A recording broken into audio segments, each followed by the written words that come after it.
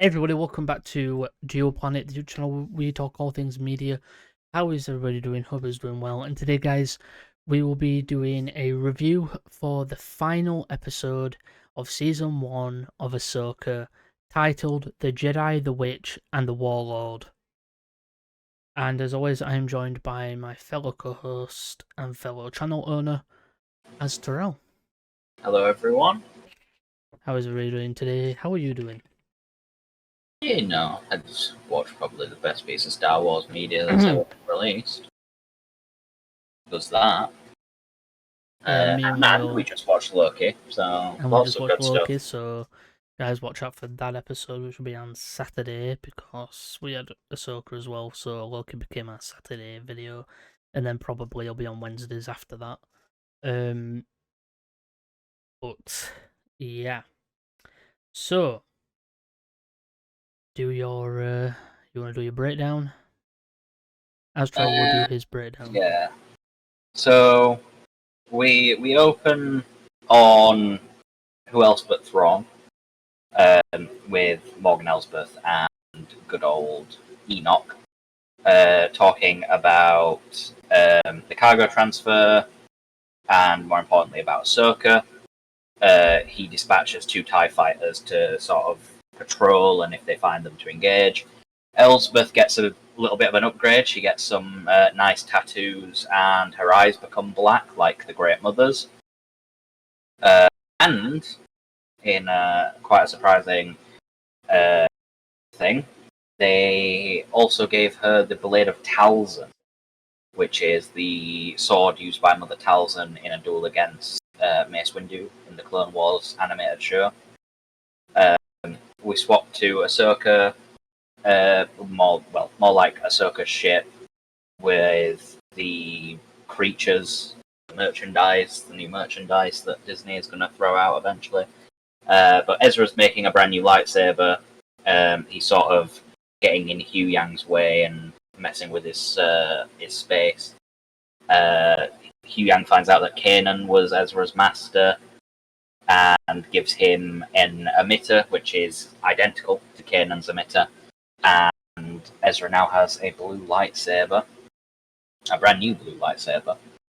Ahsoka and Sabine have a chat about the choices that she made and how Anakin always stood by Ahsoka and how she's going to stand by Sabine. TIE fighters attack. Ahsoka and Ezra have to hold the ship up because it gets hit. The ship crashes. They decide that they're going to go on foot to the tower. Thrawn and Enoch speak about it, and Thrawn decides that they need to get ready for a ground assault, and that he needs the aid of not just the Great Mothers, but also to bombard Ahsoka and Sabine and Ezra. Elsbeth has a bunch of what are called by Thrawn night troopers gathered. They dispense throughout the compound. They're told that the blessings of the Great Mothers will protect them, whatever that means. They start their ground assault. They get bombarded by Thrawn. Ezra and Sabine open the door. They get inside. They have a nice little duel. They start cutting down stormtroopers or night troopers. It's really, really cool seeing Ezra back at it. You know, being his sort of underestimated self. They take everyone out. Night Sisters start chanting. Night troopers get back up. They're resurrected as zombies. They continue to fight up the tower. Thrawn begins to prepare to disembark the new galaxy and go back to the main galaxy. So the Scion, which is the big ring, is now being placed around the Star Destroyer, the Chimera. Elsbeth is told that she needs to stay behind to delay Ahsoka and friends. Ezra gets grabbed by one of them. Sabine cuts it down with the lightsaber. They come across Morgan. Ahsoka decides to duel Morgan alone, sends Ezra and Sabine up to the top. They engage 2 Death Troopers, which are very aptly named because they are actually dead in this case, and they're struggling to really deal with it. Eventually, Sabine is disarmed, so is Ezra. They're getting hurt quite badly. They're getting grabbed. Sabine's reaching out to the lightsaber that she dropped with the Force. She's struggling. It moves a little bit, and then it flies to her hand. She kills the Night Trooper, as does Ezra, decapitating it quite brutally. More Night Troopers arrive and start chasing Ahsoka back up the tower. Ezra and Sabine decide that the only way to get onto the ship is to force jump and then push, and then for Ezra to pull Sabine onto the ship. They do it. Ezra gets onto the ship, and Sabine turns around to see Ahsoka fighting a bunch of Night Troopers and Morgan Elsbeth. And she runs towards the Chimera. Ahsoka duels with Morgan. She loses a lightsaber. She's actually in a very bad position. And then Sabine makes her dramatic appearance. She didn't disappear. She decided to stay. They fight. They kill Morgan Elsbeth and a load of the Night Troopers. Thrawn starts to depart and begins bombarding the spire. Ahsoka and Sabine jump off the side. They land on the ship, which has appeared. Tower collapses. Stormtroopers are dead. They chase Thrawn. They have a little banter. Thrawn starts basically taunting Ahsoka. Says that and running like her belongs in a place like this. And then he says, "Long live the Empire." And they jump into hyperspace to go back to the main galaxy, leaving Sabine, Hugh Yang, and Ahsoka in Peridia. They return to the village of hermit crab people. Yeah, that's hermit crab people, I guess. We see Shin for the first time this episode. She's with a band of the Marauders. Looks like she's going to take command of them. Maybe next season. Then we cut to Balin,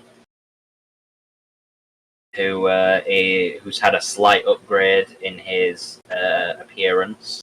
He's got a cloak now, and he's standing on a statue. Or actually, it's like a Mount Rushmore style monument thing. It's 3 statues, one of the daughter, son, and the father. The father pointing out towards the distance where there is a faint glimmer. Whatever that is, who knows. Thrawn arrives back in the main galaxy at Dathomir. They are looking over the cargo area. It's full of coffins and stuff. Balin's shuttle arrives at the New Republic fleet, and a Night Trooper walks out of it. Everyone obviously aims at it. Chopper goes towards it. Ezra takes his helmet off. It's Ezra, and they say, and he's like, "I'm home. Hi." Cut back to Peridia. It's now nighttime. Ahsoka's looking out at the distance, sort of pondering. They have a little chat, her and Sabine. Ahsoka begins walking away, and Sabine looks out as if she's sensing something. Ahsoka asks, and she says that it's just shadows in the starlight. And then Ahsoka walks towards the edge, looks out, smiles, and as the camera pans out for its final shot, we get to see Hayden Christensen as Forced Ghost Anakin Skywalker. And then we cut to black, and that is the end of Ahsoka Season 1. What a season it has been. Yeah, a lot of Anakin. A lot of Anakin. We had like what? We had a full episode that was basically just Anakin and Ahsoka training. Then he appeared as a hologram, and now he's appeared as a Force Ghost. Very, very, very interesting. So, ratings wise for this entire show, episode 1, 7.8 on IMDb. Episode 2, 7.9. Episode 3, 7.4. Episode 4, 8.7. Episode 5, with probably the highest so far, is 9.2. Then episode 6, 8.2. And then episode 7 is 7.9, and the final episode is 8.1. So 9.2 episode 5 is the highest rated, which does not shock me one bit. which doesn't shock me at all. See, it was a good episode. But yeah, overall, great show. It's been really fun. I think the more that we get of the New Republic, the more I realize how the First Order were able to rise up. Not difficult when everyone's completely inept. Everybody's fucking useless. It's like the UK. Let's not go into that, shall we?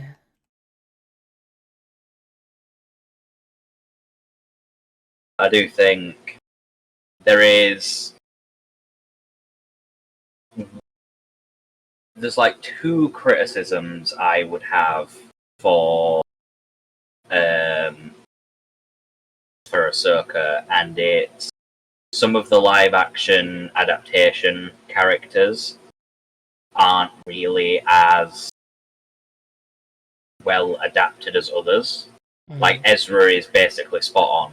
Ezra's great. I love Ezra. Hera and Chopper are practically identical. I would say that Hera probably falls short in some aspects, but the new direction that Mary Elizabeth Winstead brought is extremely It's much more militarian. However, Sabine just continued to be flat throughout most of the season. Episode 8 is probably the best one she's had. That final episode, she probably had some of the better line delivery that she's ever had in the show. Like when Ahsoka asks her about if she's kept up with her training, and she says that she tries, and then that she does. Like you know at that moment that Ahsoka has used the do or do not, there is no try line on her. Choreography has been spot on basically throughout the entire show. All of the duels have been memorable. Costumes have been great as well. Sadly, I think it was the costume designer has passed away. The costume designer Shauna Peak. I don't know. Sorry, I'm saying that name wrong. She was the costume designer for The Mandalorian, The Book of Boba Fett, and Ahsoka. And she sadly passed away. But yeah, overall costume wise, costumes in this are great, especially the one of Clone Wars, Anakin.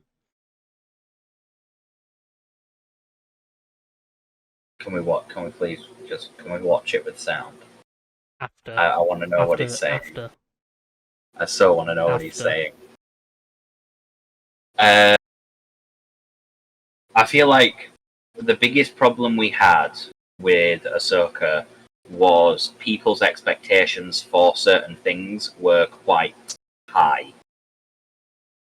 And them being quite high is not exactly going to help the series overall, because the series can't exactly adapt to everyone's idea of what the show should be.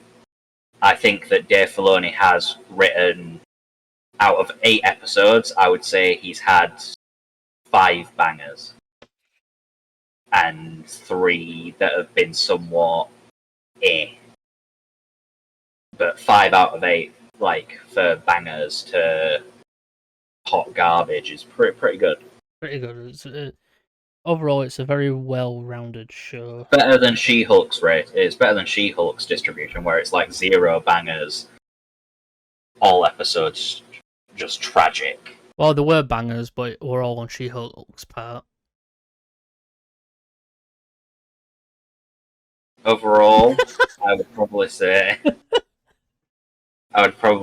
that The episode itself, I'm going to give it like a 8.2. And then the series as a whole, I'd probably go in the realms of 7.8. Episode wise, I'm gonna give the final episode a 9. But I'm gonna agree with your rating of the overall season.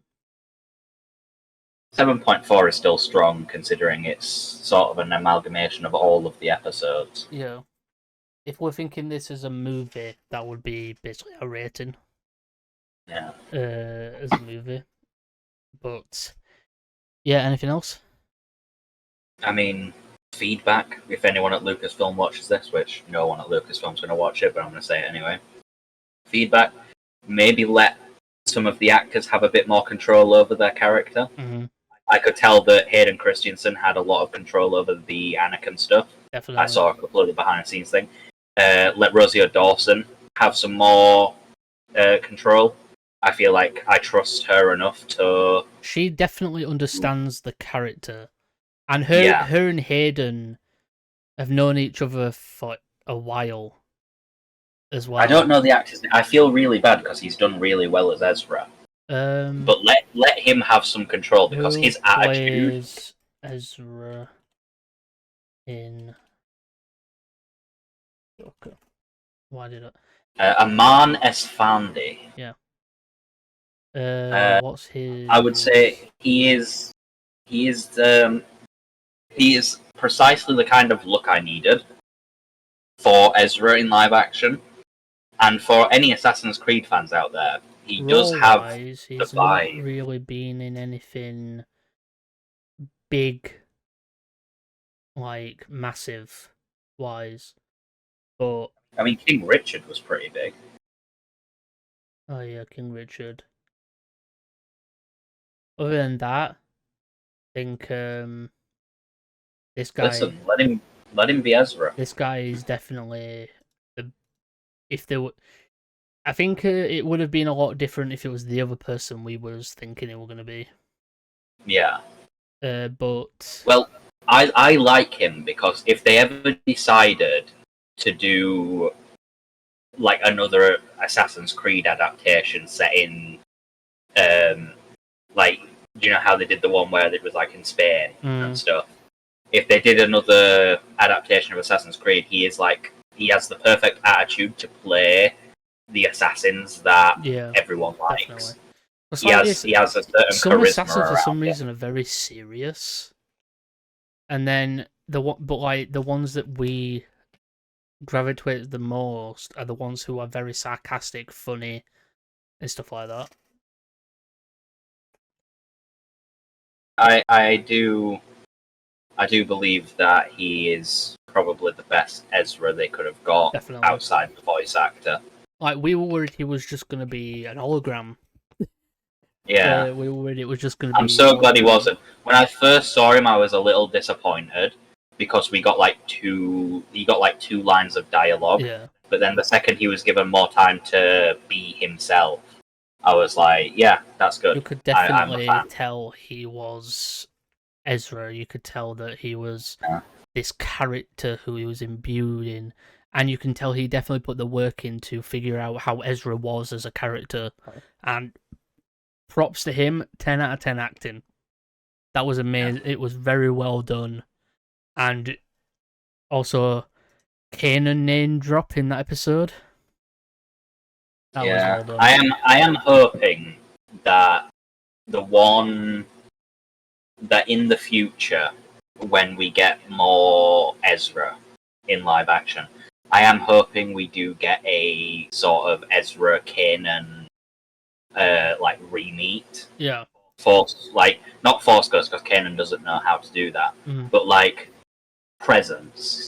You know what I mean? Like Ezra can sense the presence of, because it was assumed in Rebel that the wolf, the white Loth wolf, was Kanan's spirit. Yeah.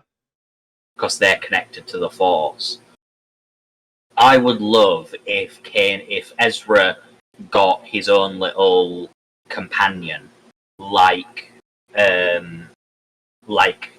Ahsoka in the Morai, the little bird that she has. I think if he got his own little loth wolf to follow him around, that was like quote unquote Kanan spirit, would be quite good. That would be cool.